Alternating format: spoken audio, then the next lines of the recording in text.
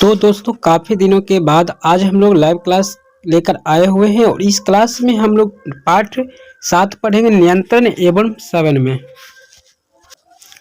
और बता दें कि इससे पहले जो भी क्लास हम लोग पढ़े थे वो सभी के सभी क्रैश कोर्स का ही भाग था और आज भी हम लोग क्लास करेंगे ये क्रैश कोर्स का ही होगा।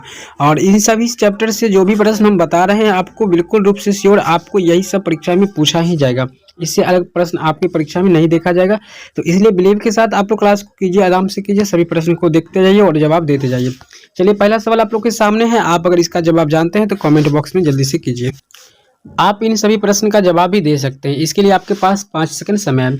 ऑक्जिन पादप हार्मोन पौधे के किस क्रिया में सहायता होता है? याद रखिएगा ये हार्मोन जो होता है पौधे के शीर्ष भाग पे होता है यानी ऊपर होता है और ये वृद्धि में सहायक होते हैं। Right answer option number A जो है बिल्कुल रूप से सही हो जाएगा। चलिए 2 नंबर सवाल है, तंत्रिका तंत्र का भाग है। तंत्रिका तंत्र किसका भाग है? तो ये जो है मस्तिष्क से रीढ़ रज्जु इनमें से सभी। तो तंत्रिका तंत्र का भाग ये सभी के सभी आ जाता है। तो राइट आंसर आपका डी हो जाएगा। सभी के सभी तंत्रिका तंत्र के अंतर्गत ही आ जाता है। 3 नंबर सवाल आपसे पूछा गया है, एस्ट्रोजन प्रोजेस्टेरॉन एवं रिलैक्सिन हार्मोन। रिलैक्सिन हार्मोन की बात जैसे ही होता है तो ये याद रखिएगा ये फीमेल में स्राव होता है। ठीक है, ये हो जाएगा आपका अंडाशय, क्योंकि अंडाशय ही फीमेल रिप्रोडक्शन सिस्टम से जुड़ा हुआ ये ऑर्गेनिज्म है यानी पार्ट है। तो राइट आंसर ऑप्शन नंबर आपका ए हो जाएगा। चलिए ऑर्गन है ये। आपका 4 नंबर सवाल है, इनमें से कौन मादा जनन हार्मोन है? यानी महिला में पाए जाने वाला हार्मोन कौन सा है इसमें? तो इसमें मादा में पाए जाने वाला हार्मोन इनमें से सभी है। प्रोजेस्टेरॉन भी है, एस्ट्रोजन भी है, एस्ट्रेडियोल भी है। तो राइट आंसर आपका ऑप्शन नंबर डी हो जाएगा। 5 नंबर सवाल है, कुछ जानवर जुगाली करते हैं किस लिए करते हैं? चलिए बताइएगा, इस सवाल का जवाब दीजिएगा आप लोग।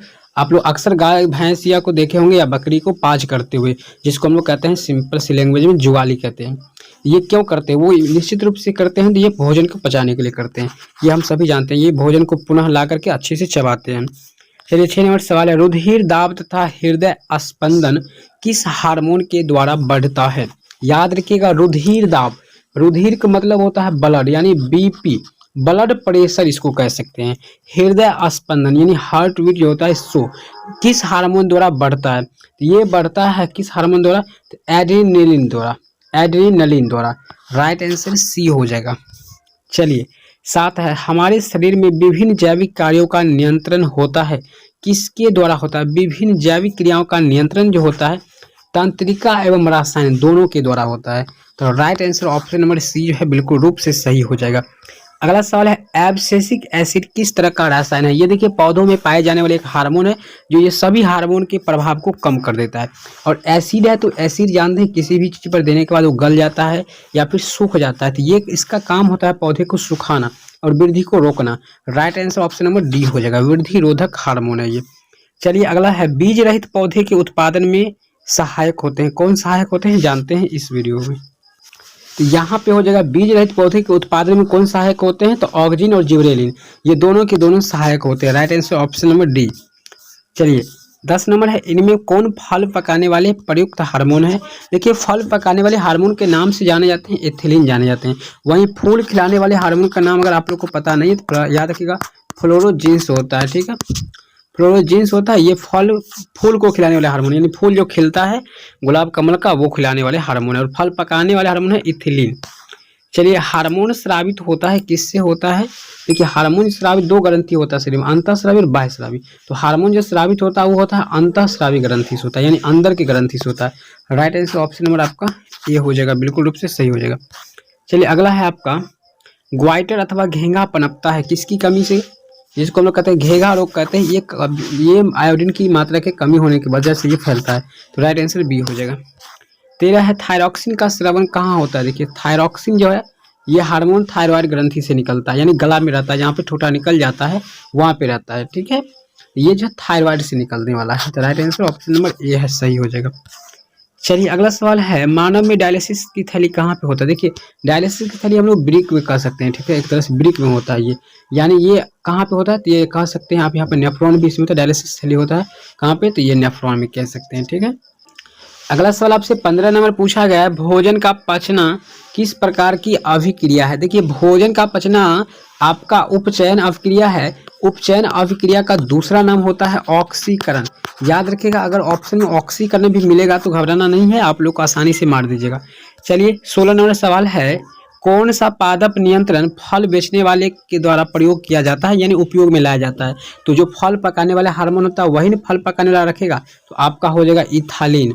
यहाँ पे इथिलीन लिखा हुआ है, इथालीन हो जाएगा, जिसका फॉर्मूला होता है C2 और H4 होता है फॉर्मूला इसका, ठीक है। केमिस्ट्री में आप लोग जरूर पढ़े होंगे। 17 नंबर, वह संरचना जो उद्दीपन की पहचान कराती है वो क्या कहलाती है? वो ग्राही भाग होता है, ग्राही अंग होता है। Right answer option number A हो जाएगा। 18 नंबर सवाल है कि निम्नलिखित में से कौन सी एक अंतःस्रावी और बाह्यस्रावी ग्रंथि दोनों तरह कार्य करता है? तो वो अग्नाशय, पैनक्रियाटिक, हमने बताया है, कई बार बताया है आप लोग को। ये ऑप्शन हो जाएगा, बिल्कुल रूप से सही हो जाएगा। कौन सी अंतःस्रावी ग्रंथि वृक्क के दोनों ओर उपस्थित होते हैं? तो आपका आंसर हो जाएगा वृक्क के दोनों ओर जो उपस्थित होता है वो होता है आपका एड्रिनल। सॉरी, यहाँ वृक्क के दोनों ओर उपस्थित होता है ना, नीचे। सॉरी, यहाँ पे अग्नाशय हो जाएगा, ठीक है, अग्नाशय। राइट आंसर वाला ऑप्शन नंबर आपका सी हो जाएगा, ठीक है। एड्रिनल ही हो जाएगा, सॉरी, यहाँ पे डी वाला हो जाएगा, अग्नाशय ऊपर होता है। जीवों में ध्वनि ग्रहण करने के लिए संवेदी अंग कौन सा होता है? देखिए, ध्वनि को ग्रहण करने के लिए हम लोग सुनते हैं तो सुनने के वाला होता है श्रवण ग्राही होता है। Right answer option number C हो जाएगा आपका, ठीक है। चलिए अगला क्वेश्चन की ओर बढ़ते हैं। अगला क्वेश्चन जो हम लोग देखेंगे यहाँ पे है, वृक्क के ऊपर स्थित अंतःस्रावी ग्रंथि कौन सा होता है? वृक्क के ऊपर जो होता है वो होता है अधिवृक्क होता है, जिसको इंग्लिश में एड्रिनल ग्लैंड कहते हैं। Right answer option number C हो जाएगा। 22 नंबर सवाल है, अधिकतर पादप नियंत्रक उत्पन्न होते हैं। पादप नियंत्रक जो अधिकतर उत्पन्न होते हैं वो किस में होते हैं? तो बढ़ते तना के अग्रभाग पर और बढ़ते जड़ के अग्रभाग पर, ये दोनों पर होता है। तो ऑप्शन नंबर आपका यहाँ पे डी हो जाएगा, ए और बी दोनों वाला बात हो जाएगा। चलिए आपका 23 नंबर सवाल है, बीज रहित फलों को बनने को कहते हैं। जो बीज बिना बीज के फल बनते हैं उसको हम लोग कहते हैं अग्र प्रभाविकता कहते हैं। Right answer option number C है आपका, बिल्कुल करेक्ट हो जाएगा।